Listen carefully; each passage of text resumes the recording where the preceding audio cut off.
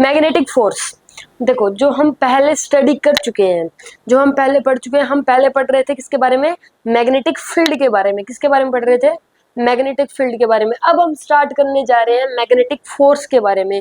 अब हम डिटेल में पढ़ेंगे मैग्नेटिक फोर्स के बारे में। तो स्टार्ट करें, ठीक है। देखो मैग्नेटिक फोर्स को टू पार्ट्स में डिवाइड कर रखा है। एक होता है magnetic force on a charge particle, एक होता है magnetic force on a current carrying wire.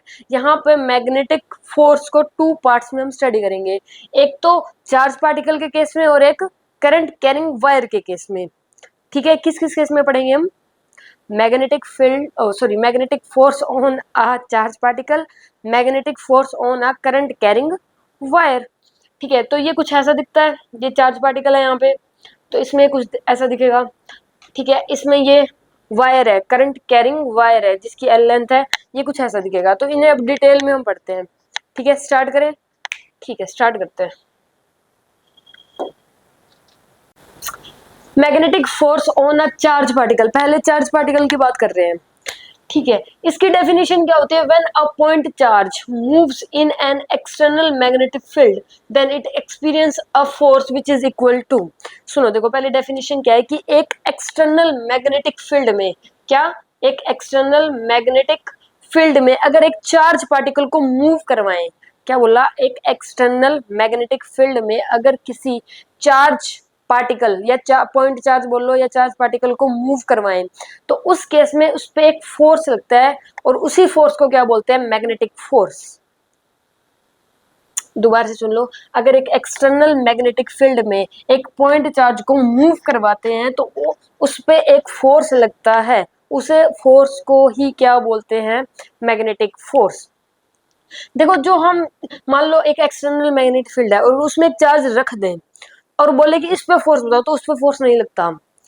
जो चार्ज है वो मूव करता हुआ होना चाहिए। अगर वो मूव नहीं कर रहा, अगर चार्ज मूव नहीं कर रहा तो उस पर फोर्स नहीं लगेगा। अगर वो रेस्ट पे है, रेस्ट पे है तो फोर्स नहीं लगेगा। क्या इसने क्या बोला, मूव्स, पॉइंट चार्ज मूव्स, मतलब वो मूव करवा रहे हैं मुझे, पॉइंट चार्ज को मूव करवाएंगे तभी ही फोर्स लगेगा, अदरवाइज नहीं लगेगा। तो अगर ये बोलते हैं कि एक एक्सटर्नल मैग्नेटिक फील्ड में एक चार्ज रखा हुआ है तो उस पर फोर्स कितना लगेगा, मैग्नेटिक फोर्स, तो नहीं लगेगा। उसके लिए क्या जरूरी है, मोशन जरूरी है, मूव तो होना ही चाहिए, मूव करवाएंगे है ना, मोशन होनी चाहिए तभी उस पर फोर्स लगेगा। क्लियर है, ठीक है। उसकी वैल्यू क्या होती है वेक्टर फॉर्म में, वेक्टर फॉर्म में तो उसकी वैल्यू होती है Q into V cross B. क्या होती है, Q into V cross B, V cross B, direction भी वी क्रॉस बी की होती है। ठीक है, और स्केलर फॉर्म में क्या हो जाएगी, Q V B sine theta. ये किस में होती है, स्केलर फॉर्म में। वेक्टर फॉर्म में क्या होती है, क्यू वी क्रॉस बी, और स्केलर फॉर्म में क्या होती है, Q V B sine theta. Clear है, ठीक है। देखो, if charge is negative then direction of magnetic force will be opposite to v cross b। इसका मतलब क्या है, इसका मतलब ये है कि मान लो अगर चार्ज क्या है, नेगेटिव है, चार्ज क्या है, नेगेटिव है, तो जो v क्रॉस b की जो डायरेक्शन होगी उससे उल्टी डायरेक्शन लेके चलेंगे, अपोजिट डायरेक्शन लेके चलेंगे। जैसे मान लो देखो, अगर v क्रॉस b की डायरेक्शन इस तरफ आ रही है, इनसाइड आ रही है, v क्रॉस b की डायरेक्शन इनसाइड आ रही है, तो अगर नेगेटिव साइन है तो हम इधर वाली डायरेक्शन को लेके चलेंगे। मतलब देखो, v क्रॉस b की जो डायरेक्शन आएगी उससे अपोजिट वाली डायरेक्शन, अगर इनसाइड आ रही है तो आउटसाइड लेके चलेंगे, आउटसाइड आ रही है तो इनसाइड लेके चलेंगे। कब लेके चलेंगे, जब चार्ज क्या हो, नेगेटिव हो, चार्ज क्या हो, नेगेटिव हो। तो चार्ज जब नेगेटिव है तो v क्रॉस b की जो डायरेक्शन होती है हमेशा उससे ही अपोजिट डायरेक्शन लेके चल रहे हैं। जैसे v क्रॉस की अभी आउटसाइड आ रही है, लेकिन अगर नेगेटिव चार्ज है, अगर नेगेटिव चार्ज है तो ये वाली डायरेक्शन क्या हो जाएगी, इनसाइड हो जाएगी। क्लियर है, हमेशा ये अपोजिट किस में होती है, अगर चार्ज क्या हो जाए, नेगेटिव हो जाए, तो उसमें क्या हो जाती है, v क्रॉस b की डायरेक्शन अपोजिट। क्लियर, ठीक है। Magnetic force is always perpendicular to velocity and magnetic field. Magnetic force जो होता है, मैग्नेटिक फोर्स जो होता है वो क्या होता है, हमेशा ही परपेंडिकुलर होता है। किसके परपेंडिकुलर होता है, वेलोसिटी के, और किसके परपेंडिकुलर होता है, मैग्नेटिक फील्ड के। ये हमेशा परपेंडिकुलर होगा। ठीक है, ये बात याद करनी है कि magnetic force is always perpendicular to velocity and magnetic field. ठीक है, देखो अगर इनके बीच का थीटा, वेलोसिटी और ये बी, मतलब इन दोनों के बीच का एंगल क्या है, अगर जीरो है तो इस केस में मैग्नेटिक फोर्स भी जीरो हो जाएगा। कैसे जीरो हो जाएगा बताओ, क्योंकि एंगल ही जीरो है, एंगल जीरो तो जीरो पुट करेंगे तो यहाँ पे क्या हो जाएगा, ये क्या हो जाएगा, जीरो हो जाएगा। मैग्नेटिक फील्ड की वैल्यू क्या हो जाएगी, जीरो हो जाएगी। इन चारों केस में अगर थीटा 180 है तो भी जीरो होगा, अगर वेलोसिटी जीरो है तो भी जीरो होगा, और अगर बी बी जीरो है तो भी जीरो ही होगा। ये क्यों होएगा, सुनो देखो, ये क्यों होता है कि अगर इन दोनों के बीच का एंगल 0 डिग्री है तो यहाँ पे भी जीरो आएगा। इन दोनों के बीच का अगर एंगल 180 डिग्री है तो यहाँ जीरो आएगा, मतलब मैग्नेटिक फोर्स की वैल्यू जीरो आएगी। ये क्यों होता है, सुनो देखो ये क्यों होता है। अगर मान लो इन दोनों के बीच का एंगल क्या है, 0 डिग्री है, किन किन दोनों के बीच का एंगल, v और b के बीच का एंगल क्या है, यहाँ पे 0 डिग्री है। मतलब इस तरफ v और इस तरफ b, ऐसा ही कुछ होगा। अगर दोनों का एंगल 0 डिग्री है तो दोनों सेम डायरेक्शन में होगी। साइन जीरो, साइन जीरो क्या होगा, फिर जीरो ही होगा। जीरो होगा तो मैग्नेटिक फोर्स की वैल्यू भी क्या होगी, मैग्नेटिक फोर्स की वैल्यू भी क्या होगी, जीरो ही होगी। ठीक है, अगर इन दोनों के बीच का एंगल 180 डिग्री है, 180 मतलब मान लो इधर b है और मान लो इधर v है, तो इन दोनों के बीच का एंगल क्या हो जाएगा, 180 डिग्री हो जाएगा। 180 डिग्री है, इसका मतलब 180 डिग्री साइन 180 भी कितना होता है, जीरो ही होता है। तो ये भी ओवरऑल क्या आ जाएगा, फिर हमारे पास मैग्नेटिक फोर्स की वैल्यू क्या आ जाएगी, जीरो ही आएगी। ठीक है, अगर v जीरो है, v जीरो है भाई, v जीरो है, v जीरो है तो ये सारी जीरो ही हो जाएगी। एक जीरो है, सबकी मल्टीप्लाई जीरो से करेंगे जीरो ही आएगा। तो फिर ये फिर से एफ एम क्या हो जाएगा, जीरो हो जाएगा। मैग्नेटिक फोर्स की वैल्यू क्या हो जाएगी, जीरो हो जाएगी। कब, जब अगर मान लो वी बी क्या है, जीरो है, अगर बी भी जीरो है, बी भी जीरो है तो भी एफ एम की वैल्यू क्या आएगी, जीरो आएगी। तो इन चारों केस में मैग्नेटिक फोर्स की वैल्यू क्या आती है, जीरो आती है। अगर मान लो आपको ये दे दे कि एंगल दोनों के बीच का क्या है, 0 डिग्री है, उस केस में एफ एम बताओ, मतलब मैग्नेटिक फील्ड बताओ, जीरो आएगा। 180 है दोनों के बीच का एंगल, जीरो। वी जीरो है, जीरो आएगा। बी जीरो है, जीरो आएगा। तो ये तो याद करने की चीज है। ठीक है, तो इसमें सारे में क्या था, हमने पॉइंट चार्ज, चार्ज पार्टिकल पे मैग्नेटिक फोर्स के बारे में स्टडी किया है अभी। ठीक है, इसने इसकी डेफिनेशन ये थी कि एक्सटर्नल मैग्नेटिक फील्ड में अगर एक पॉइंट चार्ज को मूव करवाए तो उस पर एक फोर्स लगता है, उस फोर्स को ही क्या बोलते हैं, मैग्नेटिक फोर्स बोलते हैं। उसकी वैल्यू क्या होती है, उसकी वैल्यू वेक्टर फॉर्म में तो होती है Q into V cross B, और स्केलर फॉर्म में होती है Q V B sine theta. ठीक है, अगर ये नेगेटिव चार्ज है, अगर हमारे पास जो चार्ज पार्टिकल है वो नेगेटिव है, तो उस केस में v क्रॉस b की डायरेक्शन अपोजिट हो जाती है। मान लो अगर डायरेक्शन आउटसाइड आ रही है और साइन नेगेटिव है, मतलब चार्ज नेगेटिव है, तो हम डायरेक्शन कौन सी लेके चलेंगे, इनसाइड लेके चलेंगे, मतलब जो डायरेक्शन आ रही है उससे अपोजिट लेके चलते हैं। और ये क्या है कि मैग्नेटिक फील्ड नहीं, मैग्नेटिक फोर्स हमेशा ही परपेंडिकुलर होता है किसके, वेलोसिटी की और मैग्नेटिक फील्ड के। ठीक है, यही सारी बातें थी जो कि याद करनी है, हो जाएंगी, क्लियर है। ठीक है, आगे बढ़ते हैं। Work done by magnetic force is always zero. Magnetic force की वजह से वर्क डन हमेशा ही क्या होता है, जीरो होता है। जीरो क्यों होता है, सुनो देखो, वर्क डन क्या होगा, जीरो ही होगा। किसकी वजह से, मैग्नेटिक फोर्स की वजह से। ठीक है, कि क्यों होता है, वर्क डन का फॉर्मूला क्या होता है, F D cos theta, F dot D होता है, लेकिन स्केलर में करेंगे तो एफ डी कॉस थीटा होगा। ठीक है, एफ डी कॉस थीटा यही होता है। डी की जगह वी लिख सकते हैं, डी की जगह वी लिख सकते हैं, क्योंकि वेलोसिटी होगी तभी तो कुछ ना कुछ डिस्प्लेसमेंट होगी। तो वी डी एक ही बात है, मतलब वेलोसिटी की वजह से ही डिस्प्लेसमेंट होगी। यहाँ पे वी लिख दो।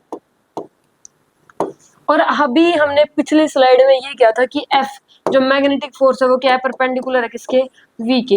ये हम अभी बात कर चुके हैं ना कि मैग्नेटिक फोर्स किसके परपेंडिकुलर है, वेलोसिटी के, वेलोसिटी के परपेंडिकुलर है। यानी इन दोनों के बीच का फोर्स और वेलोसिटी, मैग्नेटिक फोर्स और वेलोसिटी के बीच का एंगल कितना होगा, 90 डिग्री होगा।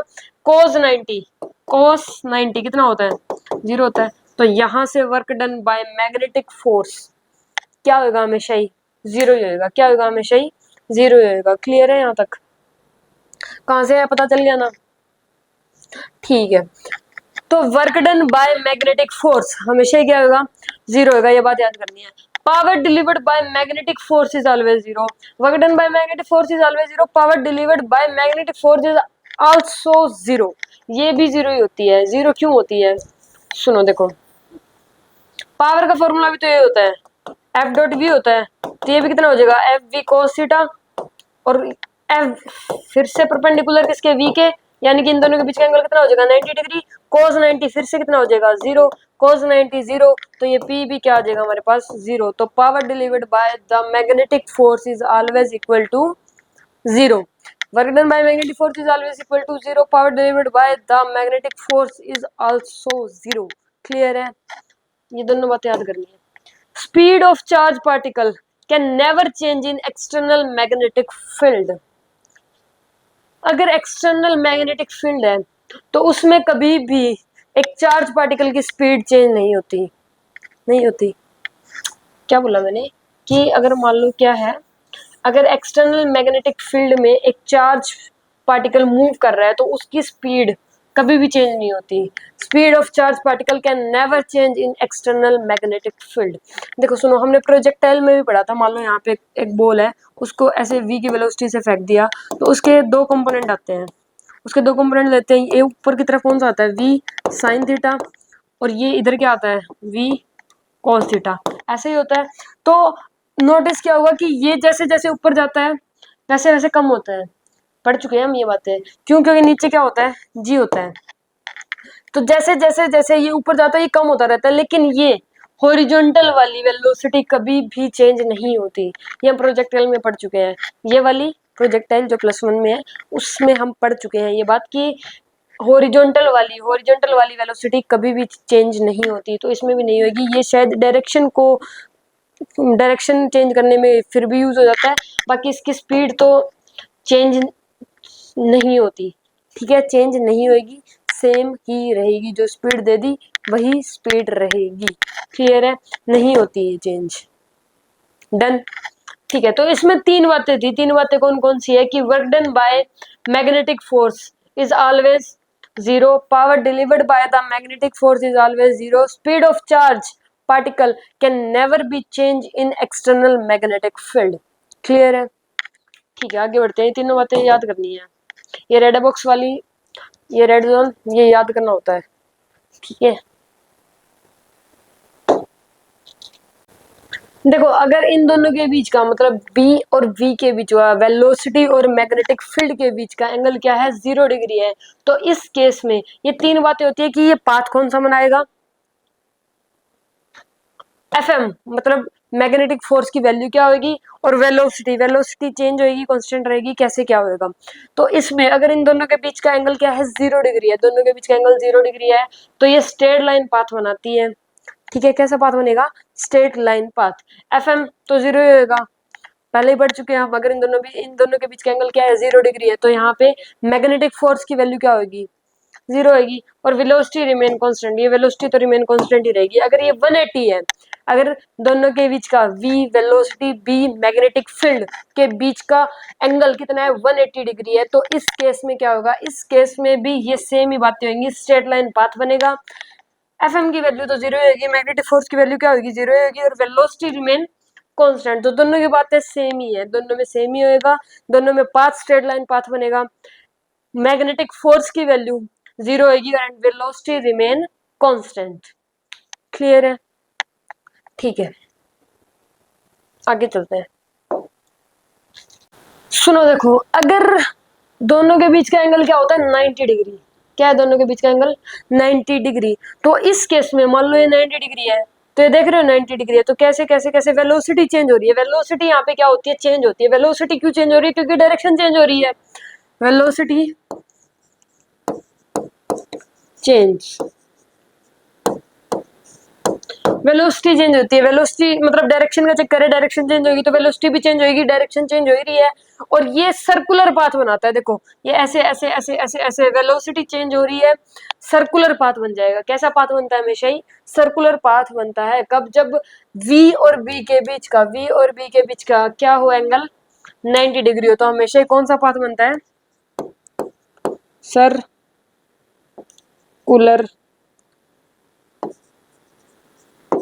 पाथ. पाथ कैसा बनेगा, सर्कुलर। पाथ कैसा बनेगा, हमेशा ही सर्कुलर बनता है, ठीक है। और वेलोसिटी क्या होती है इस केस में, चेंज होती है। कौन से केस में, जब दोनों के बीच का एंगल क्या हो, 90 डिग्री। क्लियर है, दोनों के बीच का अगर एंगल 0 डिग्री है तो कौन सा पाथ बनता है, स्ट्रेट लाइन पाथ। 180 हो तो स्ट्रेट लाइन, 90 हो तो सर्कुलर पाथ। अगर 90 है, 90 है तो वेलोसिटी क्या होती है, कांस्टेंट रहती है, चेंज होती है, चेंज होती है। 0 में क्या होती है, कांस्टेंट होती है, और 180 डिग्री में कांस्टेंट रहती है। उन दोनों में फोर्स नहीं लगता। इसमें पढ़ेंगे कितना लगता है, ठीक है, इसमें आगे डिटेल में पढ़ेंगे। उन दोनों में एफ एम की वैल्यू, मतलब मैग्नेटिक फोर्स की वैल्यू क्या होती है, जब एंगल 0 डिग्री और 180 डिग्री हो तो उस केस में मैग्नेटिक फोर्स की वैल्यू क्या होती है, 0 होती है। लेकिन इस केस में 0 नहीं होती, इसमें आगे पढ़ेंगे कितनी होती है, डिटेल में पढ़ेंगे। क्लियर, बस एक बार तो याद करना है कि अगर मैग्नेटिक फोर्स, मैग्नेटिक फील्ड और वेलोसिटी के बीच का एंगल क्या है, 90 डिग्री है, तो इस केस में वेलोसिटी तो चेंज होती है, इसलिए कौन सा पाथ बनता है, सर्कुलर पाथ बनता है। क्लियर, ठीक है, अब आगे बढ़ते हैं। सुनो देखो, मैग्नेटिक फोर्स का वैल्यू की वैल्यू क्या होती है, Q V B sine theta. ये हम पढ़ चुके हैं ना, स्केलर फॉर्म में क्या होती है मैग्नेटिक फोर्स की value, Q V B sine theta. अगर थीटा 0, 0 नहीं 90 आएगा यहाँ पे, अगर थीटा 90 पुट कर दे, 90 पुट कर दे, तो इस केस में जो मैग्नेटिक फोर्स की वैल्यू वो क्या आ जाएगी, क्यू वी बी आ जाएगी। कैसे आई, साइन थीटा, थीटा की जगह क्या पुट करना है, 90 पुट करना है, और साइन 90 कितना होता है, 1। साइन 90 कितना होता है, 1 होता है। तो यहां से ये 1 हो जाएगा सारा, तो बचेगा क्या, क्यू वी बी। तो एफ एम की वैल्यू क्या आ जाएगी, क्यू वी बी, ठीक है। सेंट्रीपिटल फोर्स, देखो ये जो फोर्स है, मैग्नेटिक फोर्स है, ये इसका सर्कुलर पाथ बना रहा है, मतलब ये एज अ सेंट्रीपिटल फोर्स ही काम कर रहा है, इसको सर्कुलर पाथ में घुमा रहा है, मतलब एज अ सेंट्रीपिटल फोर्स काम कर रहा है, डायरेक्शन चेंज कर रहा है, ठीक है। जो ये मैग्नेटिक फोर्स है ये इसकी क्या कर रहा है, डायरेक्शन चेंज कर रहा है, मतलब एज सर्कुलर पाथ में घुमा रहा है, डायरेक्शन चेंज हो रही है, तो कैसा काम कर रहा है, एज अ सेंट्रीपिटल फोर्स काम कर रहा है। तो सेंट्रीपिटल फोर्स की वैल्यू क्या होती है, M B square by R, पढ़ चुके हैं हम ये +1 में, क्या होती है, एम बी स्क्वायर बाय में आर। अब इन दोनों को इक्वेट कर दो, यहां से इक्वेट किया तो ये आता है M B square by R equal to Q V B. तो यहां से आर की वैल्यू क्या आ जाएगी, एम वी स्क्वायर बाय में क्यू वी बी, यही आती है। तो आर क्या आ जाएगा, M V by Q B. ये आ गया रेडियस। हम रेडियस भी फाइंड कर सकते हैं अगर v और b के बीच का, यानी कि वेलोसिटी और मैग्नेटिक फील्ड के बीच का एंगल कितना है, 90 डिग्री है, तो उस केस में हम रेडियस फाइंड कर सकते हैं। उसका फॉर्मूला क्या होता है, M V by Q V, ठीक है।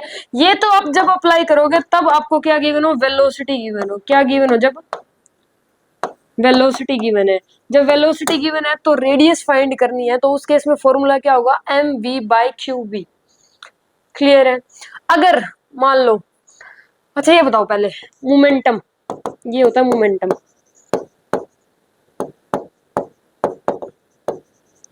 ठीक है। इसका फॉर्मूला क्या होता है, एम वी। मोमेंटम का फॉर्मूला क्या होता है, एम वी। तो इस एम वी की जगह पी पुट कर सकते हैं, मोमेंटम पुट कर सकते हैं।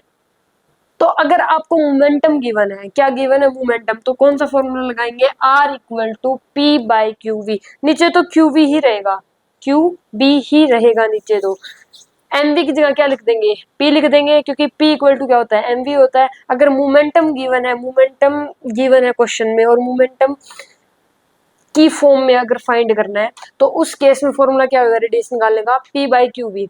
वी गिवन है तो ऊपर वाला लगाओ, पी गिवन है तो नीचे वाला, ठीक है। एक हमने ये 2-3 केसेस भी किए थे कि के किसके इक्वल होती है, पी स्क्वायर बाय 2m के। तो यहाँ से पी स्क्वायर की वैल्यू क्या आ जाती है, 2m के, यानी कि पी की वैल्यू क्या आ जाएगी, √2m के। तो यहाँ से पी को रिप्लेस कर सकते हैं √2m के से, कर सकते हैं रिप्लेस, किससे रिप्लेस किया, √2m के। अगर किस में गिवन है, काइनेटिक एनर्जी की फॉर्म में, काइनेटिक एनर्जी की फॉर्म में, काइनेटिक एनर्जी गिवन है, तो उस केस में ये वाला फॉर्मूला लगेगा, √2m के by Q V, Q B, मैं बी बोल रहा हूँ, वी निकल रहा है, ठीक है, बी बोल रहा हूँ। तो तीनों केस में हम किसकी बात कर रहे हैं, रेडियस की बात कर रहे हैं। बस बात ये, अगर वेलोसिटी गिवन है तो ये वाला फॉर्मूला लगेगा, मोमेंटम गिवन है तो ये वाला फॉर्मूला, और अगर काइनेटिक एनर्जी गिवन है तो ये वाला फॉर्मूला लगेगा। क्लियर है? ठीक है। टी टाइम पीरियड, इसका टाइम पीरियड होता है 2πm/क्यूब। देखो डिस्प्लेसमेंट का फॉर्मूला क्या होता है, v इंटू टी। डिस्प्लेसमेंट क्या होगी, 2πr होगी ना। v की जगह ये पुट कर दो, QBR/में m इंटू में टी का टी, इससे ये कैंसिल, तो यहाँ से टी की वैल्यू आती है 2πm/में QB। तो टाइम पीरियड का फॉर्मूला याद कर लो यार, कितना होता है टाइम पीरियड का फॉर्मूला। टाइम पीरियड का फॉर्मूला होता है 2πm/QB। ठीक है, ये किसका फॉर्मूला होता है, टाइम पीरियड का। ओमेगा का फॉर्मूला होता है QB/m।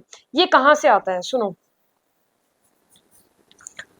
ओमेगा का फॉर्मूला क्या होता है, 2π/t, यही होता है ना।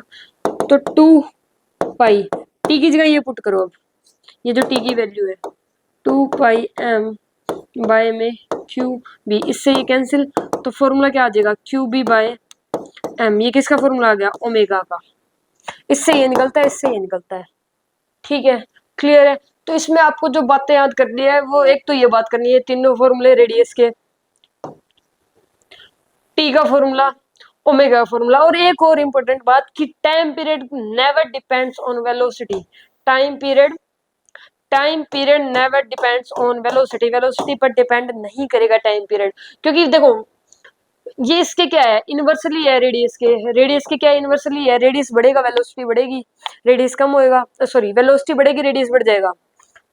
ठीक है, और ये कम होएगी तो ये भी कम हो जाएगा। तो ये कोई डिपेंड नहीं करेगा किसके, टाइम पीरियड के ऊपर वेलोसिटी डिपेंड नहीं करेगी, क्योंकि ये इसके रेडियस के डायरेक्टली प्रोपोर्शनल है। क्लियर है यहाँ तक? तो ये बातें याद करनी है। डन, आगे बढ़ते हैं। अगर इन दोनों के बीच का एंगल कोई थीटा है, यानी मान लो कोई भी जनरल एंगल है, ठीक है, तो इस केस में पाथ कैसा बनता है, इस केस में पाथ कैसा बनेगा। तो इस केस में पाथ देखो, सुनो कैसा बनेगा। देखो यहाँ पे इसकी v की वेलोसिटी है, कितने की वेलोसिटी है, v की। इसके दो कंपोनेंट ले ले, इधर क्या आएगा v साइन थीटा, नीचे क्या आएगा v cos थीटा, यही होंगे दोनों। इस v साइन थीटा की वजह से, v साइन थीटा की वजह से, v साइन थीटा की वजह से जो पाथ बनेगा वो बनेगा सर्कुलर। कैसा बनेगा, सर्कुलर पाथ। किसकी वजह से, क्योंकि ये घूम रहा है, इसकी वजह से तो घूमेगा। जो ये टर्निंग हो रही है किसकी वजह से हो रही है, v साइन थीटा की वजह से हो रही है। और जो v cos थीटा है, v cos थीटा की वजह से कैसा होएगा,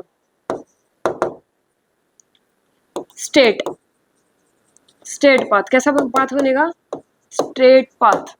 इसकी वजह से स्ट्रेट पाथ बन रहा है, इसकी वजह से ऐसे घूम रहा है, सर्कुलर पाथ बन रहा है। इन दोनों को मिला दे तो पाथ कैसा बनेगा, हेलिकन। कैसा बनेगा, हेलिकन। कैसा पाथ बनता है, हेलिकन पाथ बनेगा, हेलिकल पाथ। हेलिकल पाथ का मतलब है कि ये आगे जाता रहेगा, ऐसे घूमते साथ में आगे भी जाएगा। और ये आगे किसकी वजह से जा रहा है, v cos थीटा की वजह से, और घूम किसकी वजह से रहा है, v sin थीटा की वजह से। क्लियर है यहाँ तक? तो इन दोनों को अगर मिला दे तो ये कैसा पाथ बनाएगा, हेलिकल। कैसा पाथ बनाएगा, हेलिकल पाथ बनेगा यहाँ पे। अगर इन दोनों के बीच का v और b के बीच का, यानी कि वेलोसिटी और मैग्नेटिक फील्ड के बीच का एंगल कोई भी जनरल एंगल है, यानी कि मान लो कोई भी थीटा एंगल है, तो इस केस में अगर ये पूछ ले कि पाथ कैसा बनता है, तो वो बनता है हेलिकल पाथ। हेलिकल बनता है क्योंकि इसमें ये घूम भी रहा है, सर्कुलर पाथ भी बन रहा है और स्ट्रेट पाथ भी बन रहा है, सर्कुलर पाथ भी बन रहा है और स्ट्रेट भी पाथ भी बन रहा है। तो ये आगे जाता रहेगा, कैसे आगे जाता रहेगा, घूमते मतलब ऐसे चलेगा। क्लियर है? क्लियर है? ठीक है, तो इस पाथ को क्या बोलते हैं, हेलिकल पाथ। घूम रहा है ये v sin थीटा की वजह से, और ये आगे जा रहा है v cos थीटा की वजह से। क्लियर? पिच लेंथ क्या होती है, जैसे मान लो इसने ये वर्क की कि ये पिच लेंथ है, वैसे तो ये भी पिच लेंथ ही है। ये भी यहाँ से भी पिच लेंथ है, ये भी पिच लेंथ है। पिच लेंथ होती है कि दो कॉन्जुगेटिव टर्निंग के बीच का gap.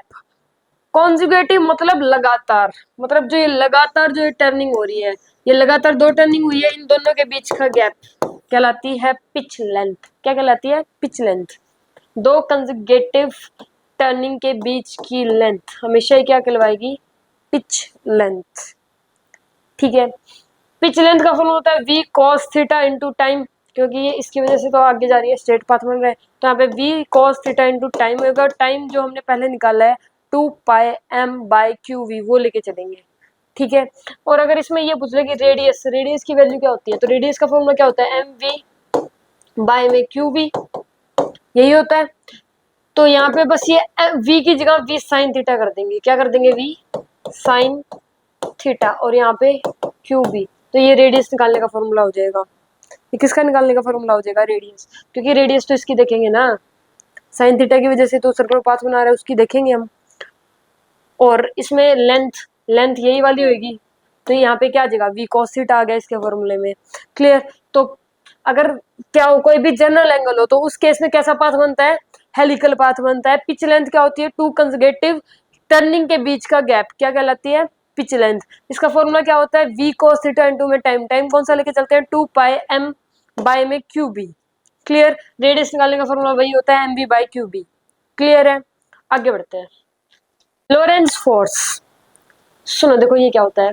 When a charge particle moves in a space where both electric field and magnetic field are present, एक ऐसा स्पेस जिसमें बोथ मतलब दोनों है, एक इलेक्ट्रिक फील्ड भी और मैग्नेटिक फील्ड भी है, वहां पे क्या है? दोनों है, इलेक्ट्रिक फील्ड भी और मैग्नेटिक फील्ड भी है। तो इस केस में अगर ये दोनों प्रेजेंट है और वहां पे एक चार्ज पार्टिकल मूव कर रहा है, चार्ज पार्टिकल मूव कर रहा है, तो उस केस में चार्ज पार्टिकल पर एक फोर्स लगता है, वो दोनों फोर्स ही लगेंगे उस चार्ज पार्टिकल पर, वो दोनों फोर्स ही लगेंगे, इलेक्ट्रिक फोर्स भी लगेगा और मैग्नेटिक फोर्स भी लगेगा। तो इन दोनों का जो रिजल्टेंट आएगा उसे ही क्या बोलेंगे? लोरेंट फोर्स।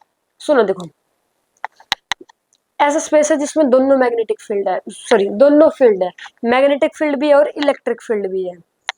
उसमें एक चार्ज पार्टिकल क्या कर रहा है? मूव कर रहा है। एक ऐसा स्पेस जहां पे क्या है? मैग्नेटिक फील्ड भी है और इलेक्ट्रिक फील्ड भी है, उसमें एक चार्ज पार्टिकल मूव कर रहा है, तो उस चार्ज पार्टिकल पर दोनों फोर्स लगेंगे, इलेक्ट्रिक फोर्स भी लगेगा, मैग्नेटिक फोर्स भी लगेगा, और उन दोनों का जो रिजल्टेंट आएगा उसे ही क्या बोलते हैं? लोरेंट फोर्स। लोरेंट्स फोर्स। क्लियर है? मतलब इसकी वैल्यू क्या हो जाएगी? Electric force plus magnetic force. इसकी जगह ये लिख सकते हैं क्यू वी क्रॉस बी, और इसकी जगह ये लिख सकते हैं क्यू ई। तो ये दोनों ही ठीक है, मतलब ये फॉर्मूला ये है कि ये दोनों फोर्स लगेंगे, तो इन दोनों फोर्स का प्लस कर दो, वहां से क्या आ जाएगा? लोरेंट्स फोर्स आ जाएगा। क्लियर है? क्लियर है यहाँ तक? ठीक है, डेफिनेशन याद करनी है, आगे बढ़ते हैं।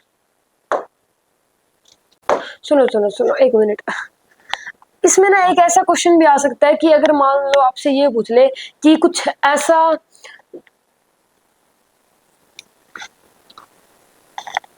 ऐसी कंडीशन जिसमें कि जो ये चार्ज पार्टिकल है वो कांस्टेंट स्पीड से मूव करे, मतलब इलेक्ट्रिक फील्ड और मैग्नेटिक फील्ड में चार्ज पार्टिकल क्या करे? कांस्टेंट स्पीड से मूव करे। क्या कोई ऐसा केस बन सकता है कि जहां पे चार्ज क्या करे? कांस्टेंट स्पीड से मूव करे, मतलब उसमें भी कोई भी मतलब इधर उधर ना जाए, क्या आ जाए? डिफ्लेक्शन आए, कोई भी कांस्टेंट स्पीड से मूव करे। तो ऐसा हो सकता है? हो सकता है। कब हो सकता है? जब ई यानी इलेक्ट्रिक फील्ड, बी यानी मैग्नेटिक फील्ड, वी ये क्या हो? परपेंडिकुलर हो एक दूसरे के। क्या हो? एक दूसरे के परपेंडिकुलर हो। तो इस केस में क्या हो सकता है? चार्ज पार्टिकल कांस्टेंट स्पीड से मूव कर सकता है, अगर ये कंडीशन है तो। और वी क्या होना चाहिए? वी यहाँ पे होगा ई क्रॉस बी। ये ऐसा होना चाहिए, क्या होना चाहिए? ई क्रॉस बी होना चाहिए। ठीक है, एक ये कंडीशन होनी चाहिए, परपेंडिकुलर होना चाहिए, यहाँ पे ई क्रॉस बी होना चाहिए। तो इस केस में क्या हो जाएगा? इलेक्ट्रिक फोर्स मैग्नेटिक फोर्स के इक्वल हो जाएगा, यानी कि क्यू वी किसके इक्वल हो जाएगा? सॉरी, क्यू ई किसके इक्वल हो जाएगा? क्यू वी बी के। यहाँ से ई की वैल्यू आ जाएगी वी बी। तो इस केस में क्या होगा, ये तीनों एक दूसरे के क्या होने चाहिए, परपेंडिकुलर होने चाहिए, वी की वैल्यू होनी चाहिए ई क्रॉस बी, और यहाँ से फिर ये दोनों फोर्स क्या हो जाएंगे, एक दूसरे के इक्वल हो जाएंगे। ठीक है, यानी कि electric force equal to magnetic force. तो इस केस में क्या होगा कि चार्ज पार्टिकल कांस्टेंट स्पीड से मूव कर सकता है। ये एक ही ऐसा केस है जिसमें चार्ज पार्टिकल कांस्टेंट स्पीड से मूव कर सकता है। ऐसा ही ये एक केस है यहाँ पे। क्लियर, कंडीशन मैंने बता दी, क्लियर है। ठीक है, अब चलते हैं आगे। Magnetic force on a current carrying wire, जो अभी तक पढ़ा हमने वो सब था चार्ज पार्टिकल के केस में। अब बात कर रहे हैं करंट कैरिंग वायर के केस में। किस में बात कर रहे हैं, करंट कैरिंग वायर के केस में। तो इसमें क्या होता है, इसकी डेफिनेशन क्या होती है कि अगर एक एक्सटर्नल मैग्नेटिक फील्ड में एक करंट कैरिंग वायर को रख दे तो उस पर एक फोर्स लगता है, उसे क्या बोलते हैं, मैग्नेटिक फोर्स। एक एक्सटर्नल मैग्नेटिक फील्ड में अगर एक करंट कैरिंग वायर रख दे तो उस पर एक फोर्स लगता है, उसे क्या बोलते हैं, magnetic force on a current carrying wire. Clear है। तो उसकी वैल्यू कितनी होती है, ये ऐसे कुछ दिखता है, ये इसकी लेंथ है, एल क्या होती है, लेंथ होती है। जो लेंथ की डायरेक्शन होती है, लेंथ की डायरेक्शन इसको वेक्टर फॉर्म में लेके चलते हैं। यहाँ पे लेंथ को किस फॉर्म में लेके चलते हैं, वेक्टर फॉर्म में, और कहीं भी लेके नहीं चलते। लेकिन इस केस में magnetic force on a current carrying wire के केस में लेंथ को क्या लेके चलते हैं, वेक्टर क्वांटिटी लेके चलते हैं लेंथ को।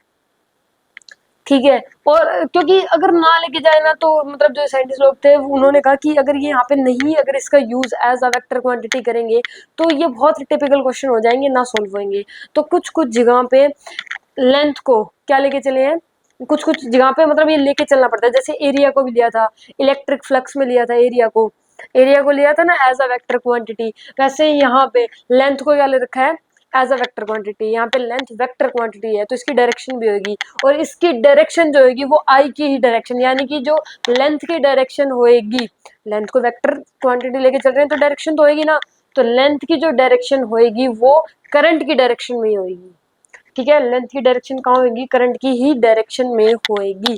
क्लियर है यहाँ तक।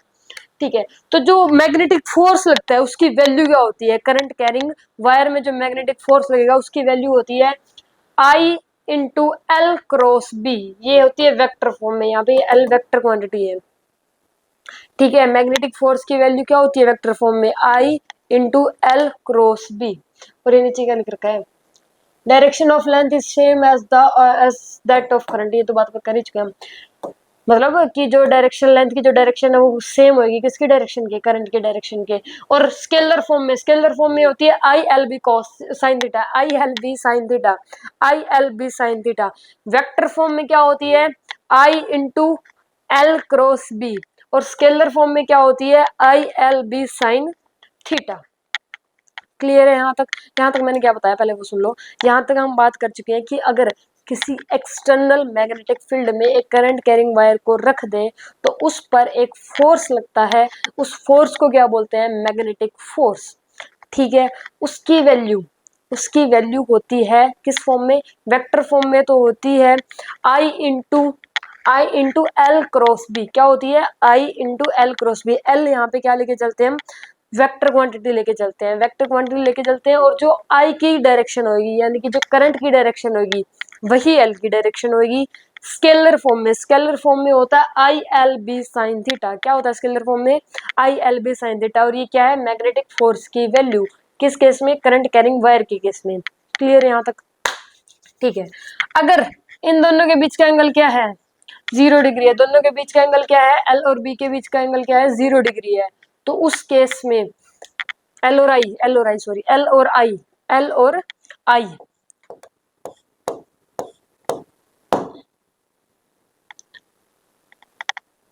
क्या है, 0 डिग्री है, तो उस केस में मैग्नेटिक फील्ड की वैल्यू भी क्या होगी, 0 होगी। 180 डिग्री है तो भी क्या होगी, 0 होगी। 180 डिग्री है तो भी 0 ही होगी। और अगर 90 है तो ये होगा आई एल बी।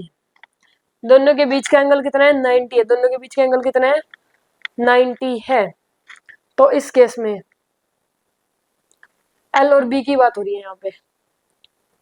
ठीक है, हाँ आई और एल की बात हो रही है, सही बात है, सही बात है, सही बात है। बी की बात हो रही है भाई, यहाँ पे बी की हो रही है, आई और एल की नहीं हो रही। ठीक है, तो इस केस में एफ एम मतलब मैग्नेटिक फील्ड की वैल्यू क्या होगी, I L B, I L B होगी। ठीक है, आई एल बी होएगी। अगर इन दोनों के बीच का एंगल क्या है, 90 डिग्री है। ये दोनों तो जीरो ही होंगे, याद ये करनी है बस, ये वैल्यू याद कर लो, आई एल बी होगी। क्वेश्चन में अप्लाई करेंगे, क्वेश्चन के थ्रू ज्यादा अच्छे समझ में आएगा। क्वेश्चन पे बढ़े, ठीक है, क्वेश्चन पे चलते हैं। देखो, find net magnetic force acting on the given system. सुनो, देखो ये क्रॉस, इस क्रॉस का मतलब सबको पता नहीं क्या होता है, क्या होता है, इनसाइड, इनसाइड होता है। इसकी वजह से फोर्स इस तरफ आएगा, ऊपर की तरफ आएगा F1, ऐसे करके देख लो, हाथ से डायरेक्शन करके देख लो, ऊपर की तरफ आएगा डायरेक्शन। इसकी वजह से इस तरफ आएगा, इसकी वजह से इस तरफ आएगा F2, F2, F1 F2 आ गया हमारे पास। ठीक है, F1 की वैल्यू फाइंड करो। F1, सुनो देखो, F1 कैसे फाइंड करेंगे, फॉर्मूला क्या था हमारा, आई एल बी, क्या था, आई एल बी, यही था। आई की वैल्यू कितनी है, 2 है, दे रखी है। एल की वैल्यू कितनी है, 3 मीटर, 3 मीटर। बी की वैल्यू कितनी है, 2, तो कितना आ जाएगा, 12 आएगा। डायरेक्शन क्या आएगी, ऊपर की तरफ, ये आ गया। बी F2 फाइंड करते हैं, F2, आई एल बी, आई की वैल्यू क्या है, 2 है, आई की वैल्यू 2, लेंथ 4, बी 2, तो ये कितना आ जाएगा, 16। उसकी डायरेक्शन किस तरफ आएगी, इस तरफ। तो ये कुछ ऐसा दिखेगा, सुनो देखो कैसा दिखेगा, ये कुछ ऐसा आ जाएगा हमारे पास। ये ऊपर कितना आ रहा है, 12, इस तरफ कितना आ रहा है, 16। अगर इन दोनों का रिजल्टेंट चाहते हो तो क्या करेंगे, रिजल्टेंट चाहिए, अगर इनका एफ नेट चाहिए, हमें एफ नेट चाहिए, तो हम क्या करेंगे, 16, 12 का स्क्वायर प्लस में 16 का स्क्वायर पूरे का अंडर रूट, यहाँ से क्या आ जाएगा, एफ नेट आ जाएगा, रिजल्टेंट आ जाएगा इन दोनों का। और ये कुछ यहाँ पे आएगा, मतलब बिल्कुल बीच में नहीं आएगा। अगर ये दोनों सेम होते तो बीच में आता, लेकिन अब बीच में नहीं आएगा, दोनों सेम नहीं है, तो ये आएगा। अगर आपको मान लो ये θ1 फाइंड करना है, θ1 फाइंड करना है, मतलब ये टेंजेंट थीटा होता है, टेंजेंट थीटा फाइंड करना है, तो फॉर्मूला क्या होगा, 16/12। अगर मान लो ये θ2, ये वाला फाइंड करना है, θ2 फाइंड करना है अगर मान लो, तो ये हो जाएगा 12/16। तो आप कुछ भी निकाल सकते हो, रिजल्टेंट भी फाइंड कर सकते हो, ये थीटा भी फाइंड कर सकते हो, दोनों के बीच का F1 F2 तो निकाल ही सकते हैं हम। क्लियर है, ठीक है। फॉर्मूला बस ये लगाया है, आई एल बी, ठीक है, बस ये फॉर्मूला यूज किया हमने। ठीक है, आगे बढ़ते हैं।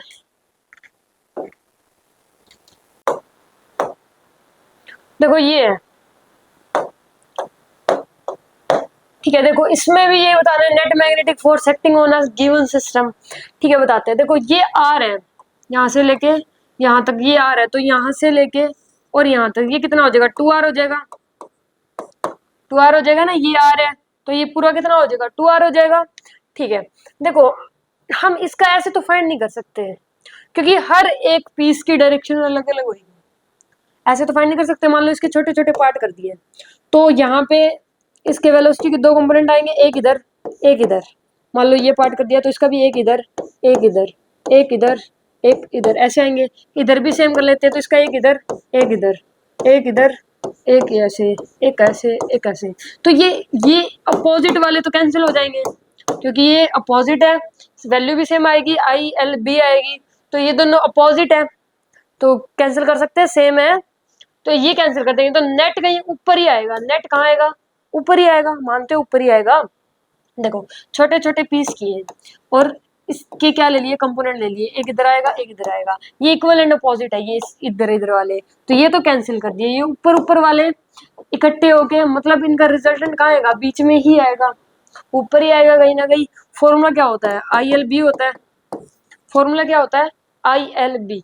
आई तो आई रहेगा, एल क्या आ जाएगी, 2r, और बी गिवन है तो बी, तो यही आएगा, और इसकी डायरेक्शन होगी नेट ऊपर की तरफ आएगा ये सारा, क्योंकि ये वाले तो कैंसिल ही हो रहे हैं साइडों वाले, तो ये सारे मिलके रिजल्टेंट इनका ऊपर ही आएगा, ऑब्वियस सी बात है। तो ये आंसर ये आएगा, और डायरेक्शन क्या आएगी, ऊपर की तरफ। क्लियर है, ठीक है, आगे बढ़ते हैं।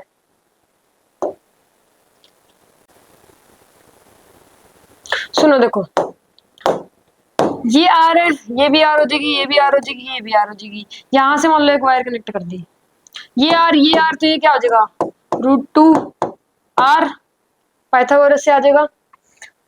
तो ये जो दिख रहा है, तो इसकी डायरेक्शन कहाँ होगी बताओ, यही होगी ना यार, डायरेक्शन ऐसी आएगी, ऐसे आएगी, नेट यही आएगा सारा, मानते हो, तो नेट यही आएगा, तो आ गया आंसर, आई एल ये होगी हमारी, और बी गिवन ही है, और इसकी डायरेक्शन ऐसे ही दिखाओगे। हो गया क्वेश्चन, इजी है ना, समझ में आ रहा है ना, ठीक है, बस फॉर्मूला लगाया, क्या लगाया, आई एल बी ही लगाया है बस, और कुछ नहीं किया। नेक्स्ट क्वेश्चन करें, ठीक, find net magnetic force acting on the given system. Magnetic force की वैल्यू बतानी है, किसकी वैल्यू बतानी है, मैग्नेटिक फोर्स की वैल्यू बतानी है। सुनो देखो, साइड सबकी ए है,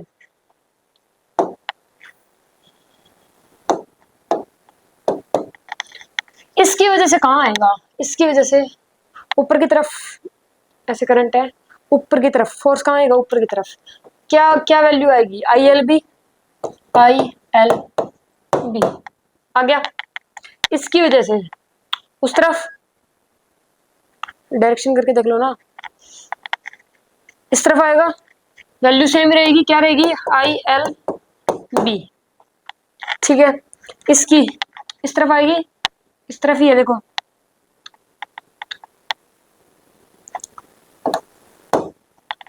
आई एल बी, वैल्यू तो सेम ही रहेगी, और इसकी वजह से उस तरफ आएगा, I L B, cancel cancel cancel cancel, net क्या आएगा, 0। तो हमेशा ही एक क्लोज लूप में अगर आपसे क्या पूछ ले, मैग्नेटिक फोर्स की वैल्यू पूछ ले, किसकी वैल्यू पूछ ले, मैग्नेटिक फोर्स की वैल्यू, तो वो हमेशा क्या होगी, 0 ही होगी। तो ये कैंसिल हो जाएंगे यार सारे, देखो डायरेक्शन पता होनी चाहिए, बस डायरेक्शन पता होनी चाहिए, सारे कैंसिल हो जाएंगे, डायरेक्शन पता होनी चाहिए बस। इसकी वजह से इस तरफ आ रही है, उसकी वजह से उस तरफ, कैंसिल, इसकी वजह से इस तरफ ऊपर की तरफ, और इसकी वजह से नीचे की तरफ, तो कैंसिल ही हो रहे हैं, कैंसिल हो जाएंगे ना।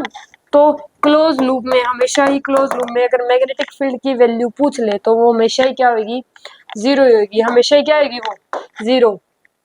देखो इसमें भी क्या होगी, इसमें भी 0 होगी, क्या होगी, इसमें भी 0 ही होगी, क्योंकि अगर छोटे छोटे पीस करोगे तो हमने सामने वाले कट ही कर देंगे। तो इसने क्या बोला है कि when a current carrying closed loop is placed in an external electric field, the net magnetic force acting on it is 0। यानी कि एक क्लोज लूप को, एक करंट कैरिंग क्लोज लूप को अगर एक एक्सटर्नल मैग्नेटिक फील्ड में रख दें, अगर एक क्लोज करंट कैरिंग लूप को एक्सटर्नल मैग्नेटिक फील्ड में रख दें, तो हमेशा ही मैग्नेटिक फोर्स की वैल्यू क्या होगी, 0 ही होगी। इसमें भी 0 थी, लास्ट क्वेश्चन में भी 0 ही थी। क्लियर है, ये बात याद करनी है। When a current carrying closed loop is placed in an external magnetic field, the net magnetic force acting on it is 0। Clear है यहाँ तक, आगे बढ़ते हैं। अब ये क्वेश्चन है, चलो इसे तो यही रहने देते हैं, ठीक है। देखो यहाँ पे एक वायर जोड़ दे, ऐसे वायर जोड़ दो, जहां से ये कटा हुआ है वायर कनेक्ट कर दो, कर दी वायर कनेक्ट, ठीक है, वायर कनेक्ट कर दी।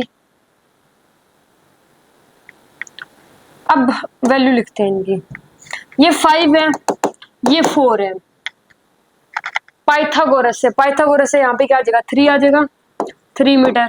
कैसे आएगा, 5 का स्क्वायर करेंगे इक्वल टू में 4 का स्क्वायर करेंगे, प्लस में मान लो ये x है तो x का स्क्वायर करेंगे, यहाँ से 25 16 प्लस एक्स स्क्वायर, एक्स की वैल्यू क्या आ जाएगी, एक्स स्क्वायर क्या आ जाएगी 9, तो एक्स की क्या आ जाएगी 3। तो यहाँ से हाइपो नहीं, पाइथागोरस से 3 आ गया, ये 5 है, ये क्या है 5, तो ये भी कितना आएगा 5 मीटर, ये भी कितना आएगा 5 मीटर, ये 4 है 4 है 4 है, तो ये भी कितना आएगा 4 मीटर, क्योंकि साइड यही होती है सबकी, ऐड कर लो सबको, 3 6, ये 3 और 3 6 7 8 9 10 11 12 13 14 15 16 17 18 19 20 21 22 23 24 25 26 27 ये 2 मीटर रहा। तो ये कितना आ रहा है, पूरी लेंथ कितनी है 27 मीटर। और लेंथ नहीं, ये करंट की वैल्यू है। किसकी वैल्यू है, करंट की। नहीं नहीं नहीं लेंथ ही है, sorry sorry sorry sorry sorry sorry sorry sorry sorry length ही है। तो आई एल बी करेंगे, आई कितना हो जाएगा, आई तो 2 ही है, आई है 2, लेंथ कितनी है 27, बी की वैल्यू कितनी है, बी की वैल्यू नहीं दे रखी, गोरी 10 10। तो ये कितना आएगा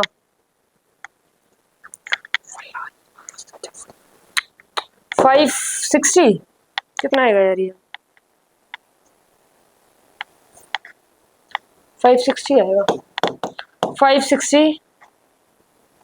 डायरेक्शन क्या होगी इसकी, डायरेक्शन क्या होगी बताओ, डायरेक्शन ऐसे जा रही है, डायरेक्शन क्या होगी ऊपर की तरफ, डायरेक्शन क्या होगी इसमें ऐसे जा रहा है ना, ये डायरेक्शन क्या होगी ऊपर की तरफ। तो ये न्यूट्रल लिख लो, ऊपर की तरफ। डायरेक्शन क्या आएगी इसमें, ऊपर की तरफ आएगी, ऊपर की तरफ। हमने ये स्ट्रेट लाइन पाथ ही क्यों चुना, क्योंकि हम ये ऐसा नहीं सोल्व कर सकते, ये इसमें ऐसे ऐसे कैसे सोल्व करेंगे। तो ऐसे वायर कनेक्ट कर दो, फाइंड वैल्यू कर लो ये कि वायर की लेंथ क्या होगी, लेंथ फाइंड करो, फॉर्मूला लगाओ, आंसर आ गया। क्लियर है। और डायरेक्शन तो ऐसी हाथों से ही देखनी पड़ेगी भाई, डायरेक्शन तो करंट ऐसे जा रहा है, ये इनसाइड है, मैग्नेटिक फील्ड क्या है इनसाइड, अंदर की तरफ जा रही है, और ये ऊपर की तरफ, फिर ऊपर की तरफ आ जाएगी। क्लियर, फोर्स की वैल्यू क्लियर है।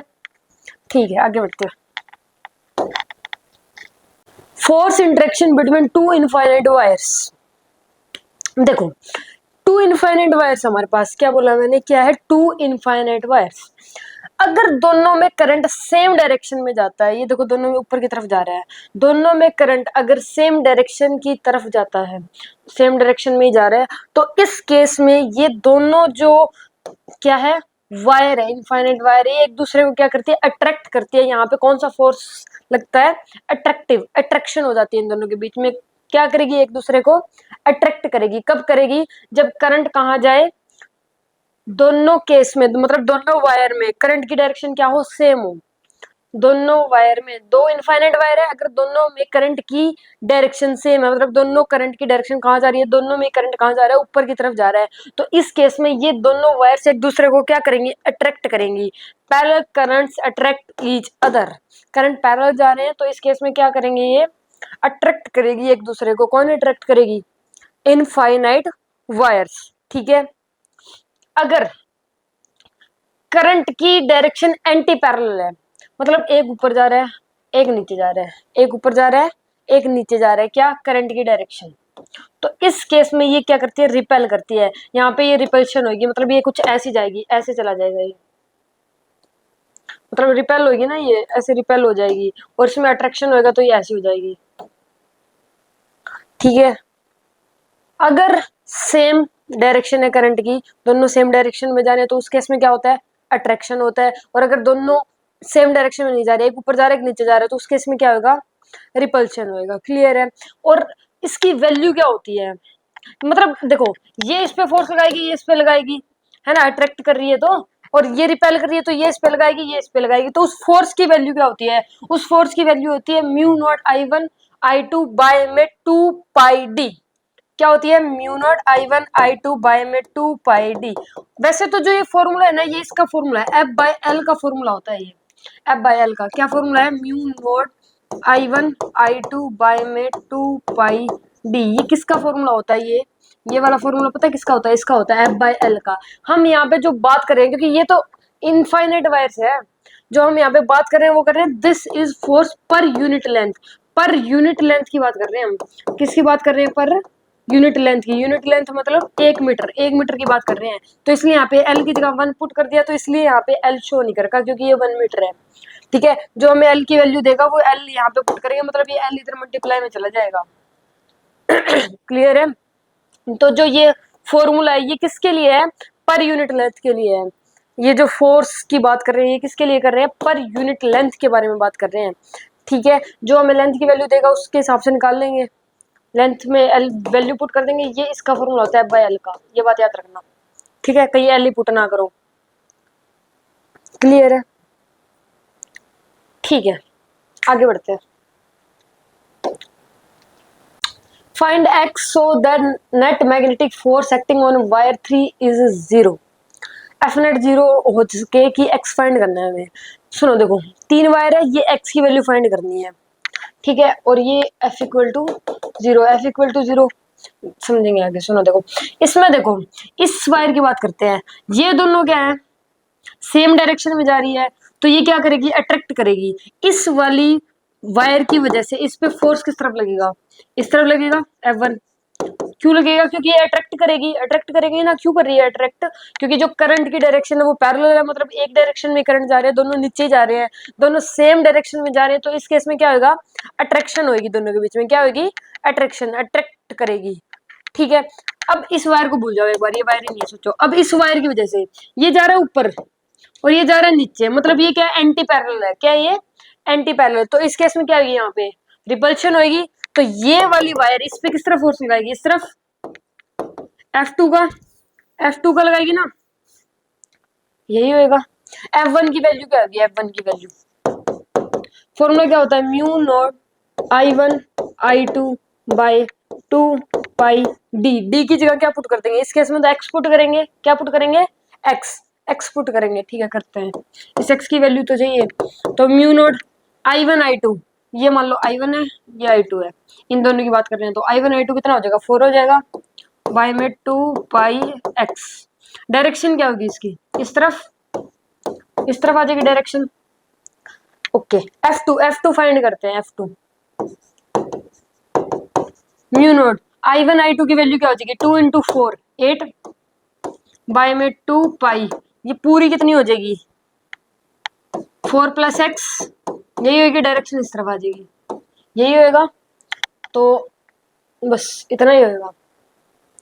F इक्वल टू 0 है, एफ नेट क्या चाहिए हमें, 0 चाहिए, एफ नेट क्या चाहिए, 0 चाहिए, तो यहां से हम ये कर सकते हैं, F1 इक्वल टू F2 कर सकते हैं, F1 इक्वल टू F2 कर सकते हैं, ठीक है, करते हैं।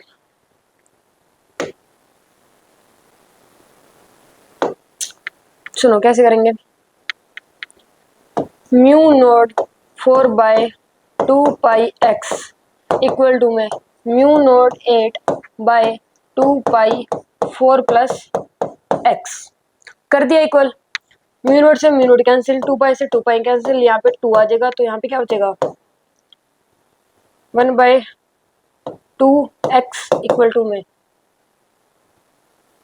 रुको 1 बाय 2 बचेगा, ये तो कैंसिल ही हो गया, 1 बाय एक्स इक्वल टू में 2 बाय 4 प्लस एक्स, यही होगा, तो ये हो जाएगा